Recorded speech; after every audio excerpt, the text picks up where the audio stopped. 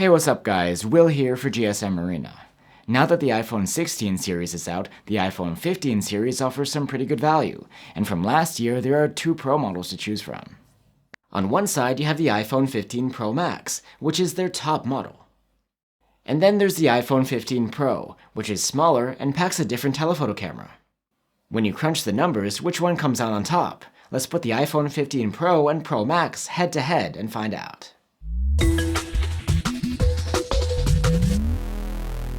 Both the iPhone 15 Pro and iPhone 15 Pro Max bring the best features Apple has to offer, but there are some differences. The main one, of course, is the size and the weight. The Pro is the compact model, while the Pro Max is taller and wider.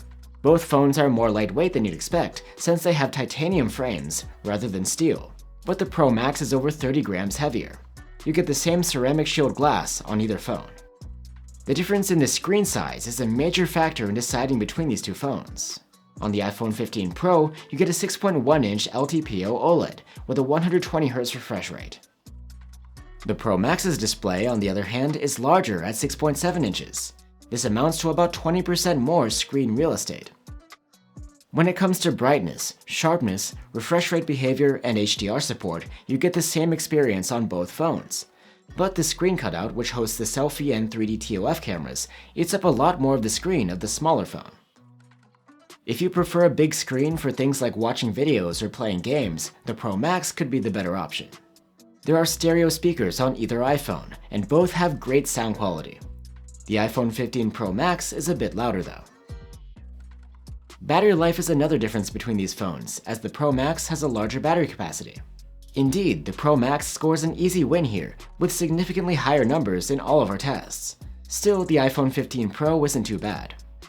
As you might expect, the Pro Max is slower to charge, as both phones support the same 20-watt wired charging. A half hour of charging brought the Pro to 57% versus 46% on the Pro Max. And a full charge on the Pro Max took around 15 minutes more than on the Pro. There is a difference when it comes to storage too. While both phones can come with up to a terabyte on board, the Pro's base model is 128 gigs versus 256 gigs on the Pro Max's base model. There is no difference in RAM between the two though, it's 8 gigs. And as both the Pro and Pro Max pack the same chipset, Apple's A17 Pro, you'd expect the flagship grade performance to be the same on either one. There isn't even a meaningful difference when it comes to thermal management. Both phones throttled quite a bit during our prolonged stress tests. Now we get to the cameras. The iPhone 15 Pro Max packs a new 12-megapixel 5x tetra-prism telephoto camera. Besides that is a 48-megapixel main cam and a 12-megapixel ultra-wide. The iPhone 15 Pro, on the other hand, brings back the 12-megapixel 3x telephoto that was present on the 14 Pro. The rest of the setup is the same as the iPhone 15 Pro Max's. If we focus our attention on those telephotos first, we'll notice that at 5x zoom, the Pro Max's native output isn't that much better than what the Pro achieves with its own telephoto with the help of digital zoom. Then again, at the 3x zoom level, the 15 Pro's telephoto is better than what the 15 Pro Max does, because the Pro Max achieves 3x zoom digitally from the main cam. So the iPhone 15 Pro's telephoto camera might have the more versatile range if you don't intend to go further than 5x zoom. The main and ultra-wide cameras are the same between the two models, and produce the same great images during the day. There's really nothing to set the Pro and Pro Max apart here.